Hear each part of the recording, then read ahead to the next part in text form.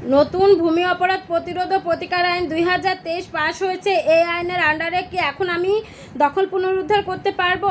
আসলে এই আইনের বিধিমালা এখনও পাস হয়নি, তবে ভূমি মন্ত্রণালয় এই আইনের বিধিমালার খসড়া আইন মন্ত্রণালয়ে পাঠিয়ে দিয়েছে এবং আইন মন্ত্রণালয় এটা পাস করে যদি মন্ত্রিপরিষদে পাঠায়, মন্ত্রিপরিষদ যদি ওটা পাস করে সংসদে পাঠায়, সেখানে যদি পাস হয় তাহলেই কিন্তু এটা বিধিমালা আইনে পরিণত হবে।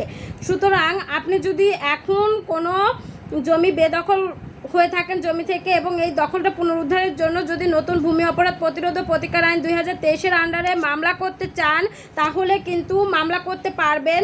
তবে এই মামলা করলে এই মামলাটা কিন্তু ফৌজদারি কার্যবিধির 145 ধারা অনুসারে চলবে।